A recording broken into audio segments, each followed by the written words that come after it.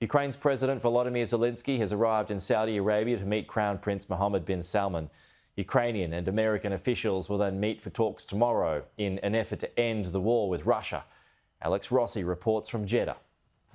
Tonight, Volodymyr Zelensky, the Ukrainian president, will be meeting MBS, as he's known here by his initials, the de facto ruler of the kingdom. That was actually a bilateral meeting that was scheduled for when the Russians were in town, and Volodymyr Zelensky didn't fancy turning up at the same time, so it was cancelled. But it's been rescheduled. They will talk about improving ties between the two countries, but they will also, of course, talk about the mediation role that Saudi Arabia is going to have in these very important talks. Saudi, of course, emerging as a key power broker, not just for this region, very important country now in the Middle East, but also the world. It's seen as a neutral venue by both the United States and the Russians, so it's a place that these talks can take place. But the main talks, you're right, happen tomorrow. Zelensky, incidentally, won't be taking part in those talks. It's going to happen at a lower level.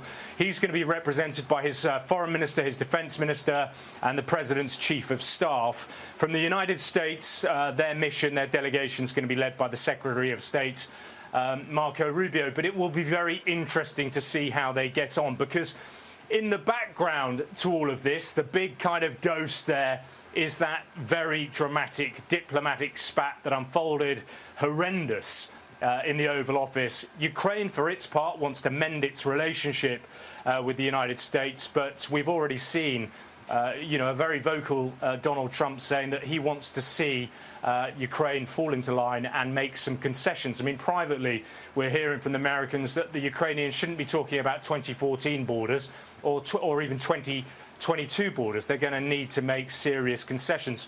From the Ukrainians' point of view, of course, what they will try and push forward to the Americans is that whatever solution is put in place, it needs to be equitable if you're going to have a lasting peace. The Russians, incidentally, have been in Saudi Arabia a few weeks ago.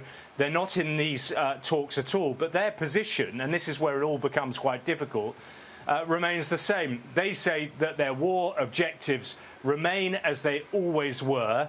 They're not going to make territorial concessions, and they want a completely demilitarized Ukraine. So it will be very interesting to see what kind of progress we see.